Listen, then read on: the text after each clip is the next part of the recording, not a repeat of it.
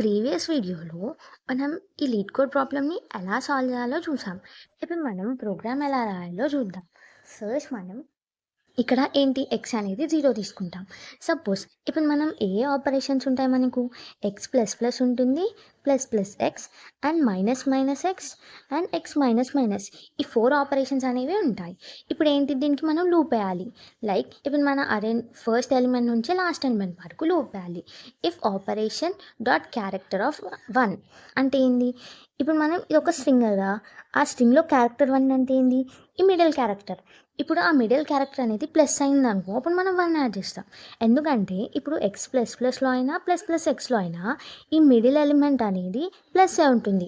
So అలాంటప్పుడు ఏంటి, మనం ఎక్స్ అనేది 1 యాడ్ చేస్తాం. ఒకవేళ ఇలా ఈ కండిషన్ కాలేదనుకో, నెక్స్ట్ కండిషన్ ఏంటి, మైనస్ మైనస్ అవుతుంది కదా, అలాంటప్పుడు మనం ఎక్స్ని మైనస్ మైనస్ చేస్తాం. సపోజ్ ఇప్పుడు మనం ఒక ఎగ్జాంపుల్ తీసుకుందాం. ఇప్పుడు ఏంటి, ఎక్స్ ప్లస్ ప్లస్ ఉంది అండ్ ఎక్స్ మైనస్ మైనస్ ఉంది, comma plus plus X.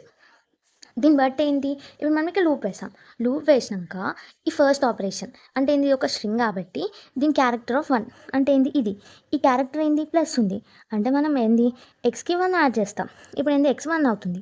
Suppose ఇదేంటి ఎక్స్ మైనస్ మైనస్ అంటే అంటే ఒకటి మైనస్ చేస్తామన్నమాట.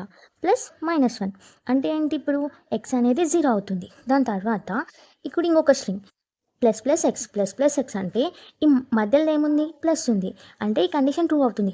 అప్పుడు మనం ఎక్స్ని 1 యాడ్ చేస్తాం. ఇప్పుడు 0 + 1 ఎంత, 1 అంటే మన అవుట్పుట్ ఎంత, 1. నెక్స్ట్ వీడియోలో ఇంకో ప్రాబ్లమ్ సాల్వ్ చేద్దాం.